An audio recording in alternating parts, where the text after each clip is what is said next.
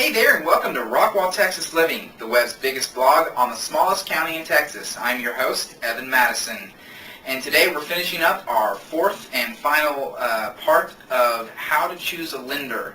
And Harold Smith is back with us again to discuss the fact that interest rates can change daily, sometimes even hourly. That's right. That's right.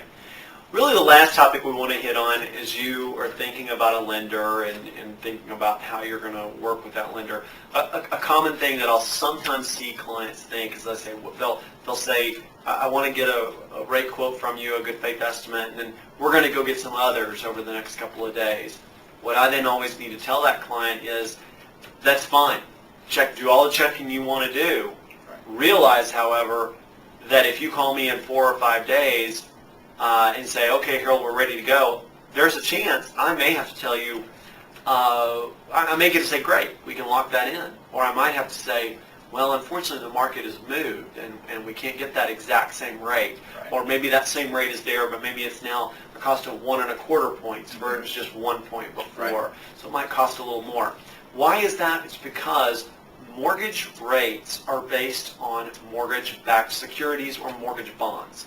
Mortgage bonds are traded just like stocks are, and if you were to, say, want to buy a share of IBM stock, well, the price you might pay today might be different tomorrow. It could be less, could be more. Same thing with mortgage bonds. And mortgage bonds, they are the driver of what rates are.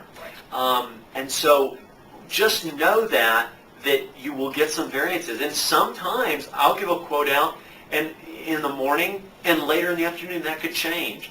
What I tell people is, look, you're going to get really competitive quotes from everybody. Okay? Yes, there might be some lender out there just really doing something crazy with a really high rate, but if it's somebody that you've gotten a good reference from, if you followed step one, and you went to somebody that you got a good reference from, and not just, oh, we'll call this person, but why? Did they have a good experience? What was it like? They closed me on time. They explained my options. If you follow that step, when you get that quote, whether it's me, whether it's another lender, you should be good to go. And, and that really should, by the way, you really can't lock in a rate until you're actually under contract and we know a closing date. In other words, when I pre-approve someone, I don't lock in a rate because I don't have the information yet to do that. So know that we're going to have a little variance, but don't panic. Rates very rarely make really big moves. It's going to be small moves. It's going to be small, little moves. That's right. So very similar to the little tickers and whatnot that we see for like the Dow and that kind of thing. It's the same concept. It's exactly right. In fact, several times throughout the day, I have an advisory service that I subscribe to. I actually pay them more money than I would like, but I do, and they send me a text message of what's going on, and I can look at it live on my computer screen as well, what's going on. They watch specifically that area, and I'll occasionally get alert to lock or alert to float. Things are getting better, they're getting worse.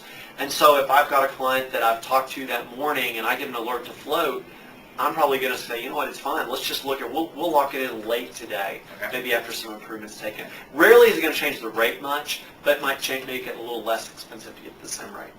Cool.